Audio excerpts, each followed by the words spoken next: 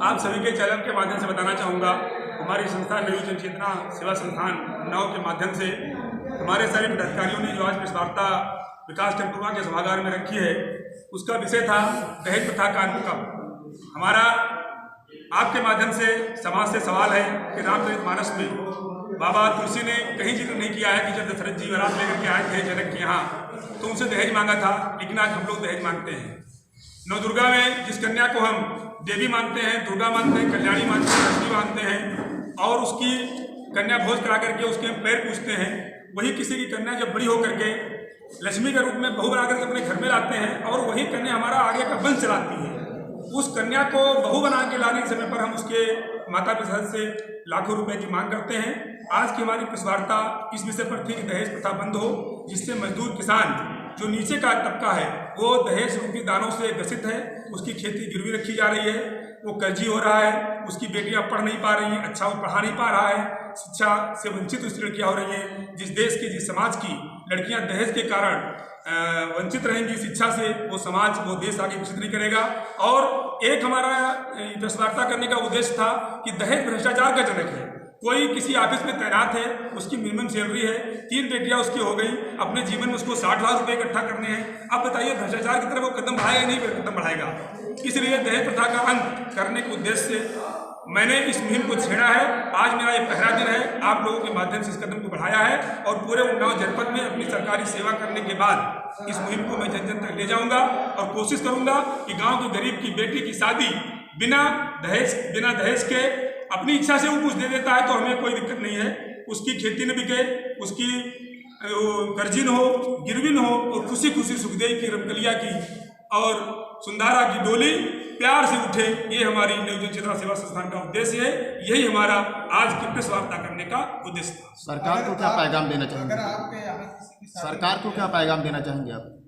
सरकार को पैगाम क्या देना चाहेंगे? सरकार ने तो बहुत सारे नियम बनाए हैं, दहेज प्रथा का कानून बनाया है, सब कुछ बनाया है, सब कुछ व्यवस्था सरकार ने कह रखी है। दहेज प्रथा कानून बनाया है, अगर कोई दहेज लेगा तो रिपोर्ट हो जाएगी, फिर ये हो जाएगा वो हो जाएगा।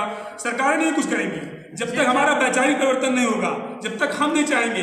सरकार तो मद्यपान निषेध बनाए हुए है, ये वैचारिक परिवर्तन है। हम समाज में विचार परिवर्तन करना चाहते हैं। कानून बनाने से कुछ नहीं होने वाला है, कानून का पालन करने वाले हम लोग हैं। जब तक हमारा वैचारिक परिवर्तन नहीं होगा, समाज के विचार नहीं बदलेंगे, तब तक सरकारों से कुछ होने वाला नहीं है। हम सबको मिलकर के ही कुछ करना है और हम सबसे ही सरकारें हैं। पाल जी, आपकी जो मुहिम है हम बूढ़ों की सेवा करें कभी हम भी बूढ़े होंगे, इसके बारे में कुछ बताएं। हम बूढ़ों की सेवा करें कभी हम भी बूढ़े होंगे। आज की युवा पीढ़ी, आज का नौजवान अपने को हमेशा समझता मैं जवान ही रहूंगा। आज की युवा पीढ़ी अपने माता पिता का सम्मान नहीं कर रही है, शादी हो जा रही है, 3 बच्चे अलग हुए जा रहे हैं, अपने बेटे का अपनी बीबी का पेट भर रहे हैं, लेकिन जो माँ बाप हैं उनकी सेवा नहीं कर रहे हैं, उनकी देखरेख नहीं कर रहे हैं। हम बूढ़ों की सेवा करें कभी हम भी बूढ़े होंगे। इस बैनर के माध्यम से मेरा ये संदेश समाज के उन युवाओं को है कि अगर आपने अपने बूढ़े माँ बाप की सेवा नहीं की तो बुढ़ापे में आपकी भी माँ बाप सेवा नहीं करेंगे। और हमारी संस्था इन बूढ़ों की सेवा करने के लिए हर साल मोतियाबिंद कैंप लगाती है। इस साल हमारे 3 कैंप होंगे और अब तक हमारी संस्था ऐसे बूढ़ों लोगों के लगभग 2500 लोगों के निःशुल्क मोतियाबिंद ऑपरेशन कैंप करा चुकी है। यही हमारा हम बूढ़ों की सेवा करें कभी हम भी बूढ़े होंगे, इस नारे के पीछे मेरा यही उद्देश्य है। ये आपकी संस्था कहाँ तक पहुँचाएगी इस बात को? देखिए, इस बात को हम कहाँ तक पहुँचा पाएंगे तो भविष्य का विषय है। प्रयास करना मेरा काम है, प्रयास मैं कर रहा हूँ। इस बात को तो पहुँचाने वाले आप हैं, आप जितना चाहेंगे उतना पहुँचेगी, वहाँ तक जाएगी। वैसे मेरी जो संस्था है उसका कार्यक्षेत्र जो रजिस्टर्ड है यूपी गवर्नमेंट से, वो पूरा यूपी है, लेकिन मैं उन्नाव इकाई हूँ, पूर्वा में तैनात हूँ। ज़्यादा समय मुझे पूर्वा मिलता है, यहाँ नौकरी करता हूँ। नौकरी के बाद यहाँ से अभियान चलाऊंगा, फिर जनपद में जाऊँगा, फिर जैसे जैसे लोग जुड़ते जाएंगे इस कारवां को मैं आगे जहाँ तक हो सकेगा वहाँ तक बढ़ाऊंगा, इस भावना के साथ कि तन समर्पित मन समर्पित और ये जीवन समर्पित, चाहता हूँ देश की धरती तुझे कुछ और दूँ, तुझे कुछ और दूँ। इस भावना से इस काम को मैं पूरे जीवन समर्पित भाव से करना चाहता हूँ और करूँगा।